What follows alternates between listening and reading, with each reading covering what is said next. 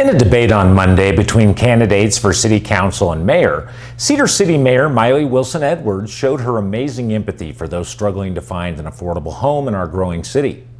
In response to a question about home prices and solutions to provide affordable housing, the mayor stated that she understands because she too cannot afford a white picket fence single-family home and instead lives with her husband and toddler daughter in a townhome here in Cedar City. Here's the clip. So affordable housing is it's a real thing. My husband and I, we've been looking at houses now for quite a while, and we can't afford a house like so many others.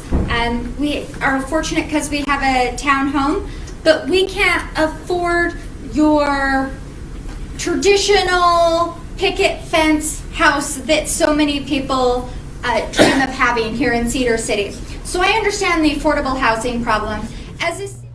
Now that sure sounds as if she really understands the plight of those looking for the American dream.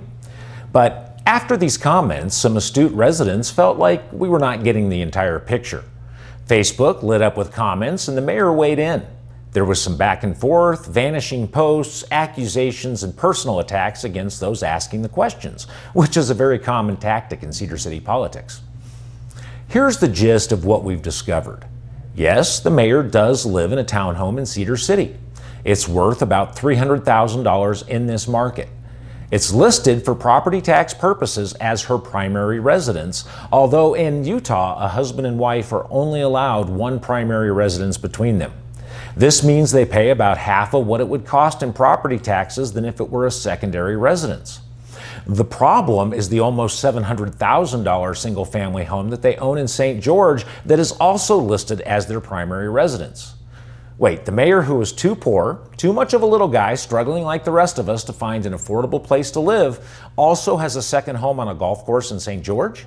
And this second home is also listed as their primary residence? Well, the mayor waded into the Facebook fray to try to set the record straight and said that the Washington County home is listed as a secondary residence. The problem is that it isn't. It's been confirmed with the Washington County Assessor's Office. The assessor also reported that the owner had called that very same day to try to get it changed to a secondary residence. She thought that she could pull a fast one and quickly get it changed without anyone noticing. The problem is that to change it, it has to go before the Equalization Board. So it's still listed as a primary residence. You think that that would be something that a mayor would know. Now, don't get me wrong. I have no problem with someone owning two homes. She's a lawyer, her husband's a successful eye surgeon, and they should be able to reap the benefits of their education and hard work. But to imply that you were just a poor old peon like the rest of us and then also illegally claim two primary residences to save thousands in property taxes is pandering and crooked. All of this in light of the unsubstantiated allegations by her real estate developer father against a councilman who is working hard to provide more affordable housing options for city residents. And I'd look at you, Councilman Melling.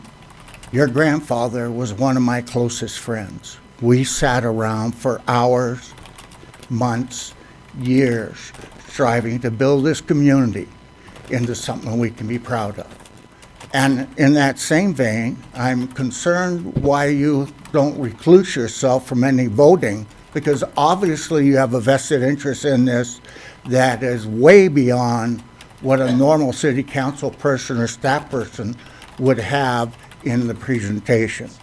It seems like the elitism runs deep in this family and the proverbial apple doesn't fall far from the tree. We don't need a mayor who is so intent on holding on to power that she's willing to pander to the populace by pretending to be one of us to get their vote. We really don't need a mayor who either intentionally or incompetently defrauded two counties of a few $1,000s. Whether she intended to or not, this is what has happened, and even worse, she tried to cover it up when it was revealed. Either way, she's going to have to write a check to either Washington County or Iron County for about 3 years of back property taxes. Which one she writes the check to will depend in a large part, I imagine, on which one she wants to get elected as mayor in. You can watch the entire debate by clicking on the link in the comments below, and also check out the link to my new Facebook page, Cedar City Politics, where we will have discussions of the upcoming council and mayoral races. Give this video a like if you enjoyed it, and be sure to share it with your friends so that they too can be in the know on what is happening in their city. Have a great day.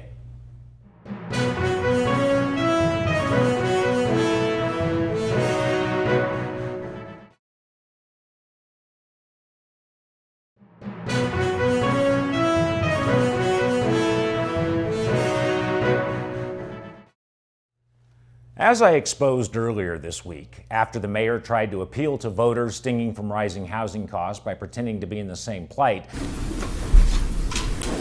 So affordable housing is it's a real thing. My husband and I, we've been looking at houses now for quite a while, and we can't afford a house like so many others. And we are fortunate because we have a townhome. But we can't afford your traditional picket fence house that so many people dream of having here in Cedar City. So I understand the affordable housing problem. And then discovering her second home in Washington County and the subsequent tax evasion allegations she received by declaring both residences as primary dwellings, I started to dig a bit deeper into the issue. Following my last video, I discovered that the mayor's husband, Jason Edwards, had contacted the Washington County Assessor's Office to change the designation of the $700,000 assessed market value home from his primary residence to a secondary designation, but was thwarted in this effort because such a change would be required to go before the County Equalization Board. It now appears this attempted cover-up may have more severe ramifications for the mayor and her husband. After the video aired, I was contacted by many individuals who had even more information to offer. I was informed that the mayor met with a local reporter several months ago about this issue and convinced this reporter that there was no story, once again reiterating that the Washington County home is a secondary residence. So we know now that this was not a surprise to the mayor when I released the video earlier this week. She had known about it for weeks, but chose to take advantage of the illegal dual tax break and only reacted when it was publicly exposed. I was also able to discover additional evidence that the mayor was lying about her primary residence. Just 3 weeks ago, the mayor's husband, Jason Edwards, refinanced their Washington County home. As part of the refinancing process, he signed a legally binding affidavit 2 times in front of a notary declaring the Washington County home to be his primary residence. Given that lying on this affidavit is a Class 2 felony in Utah, this may be the best evidence yet that the mayor has not been truthful about her primary residence. Unfortunately, as we know from last week, after we exposed that the mayor was claiming 2 primary residences, she had her husband called to reclassify the Washington house as a secondary residence. Doing this may potentially constitute a crime of mortgage fraud. It seems that the cover-up may have made the situation much worse for the couple. Given that it appears the mayor encouraged her husband to make this change, she could be charged as an accessory to the crime. Despite overwhelming proof that the mayor and her husband have been using the Washington County home as a primary residence, including the fact that her husband is registered to vote at that address and not in Cedar City, yep, he can't even vote for his wife, the mayor has continued to call the home a secondary residence and insists the couple live in Iron County. So the real question here is, does the mayor actually live in Iron County? And if not, was a crime committed when the Washington County home was reclassified as a secondary residence? At this point, I don't know the answer, and I feel like I've gone as far with this investigation as I can. Because of the serious implications of what I've uncovered at this point, I'm just going to turn the evidence over to the FBI and to the Washington County Attorney's Office to figure out if a crime has been committed and an indictment needs to be brought.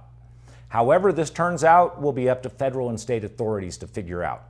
But at this point, I just have to ask, is this the face we want to have for Cedar City? If you like this content, please share it and give it a thumbs up below. Also, check out our new Facebook page, Cedar City Politics, and consider subscribing for more coverage of our local politics. There's a link in the description below. Thanks for watching and have a great day.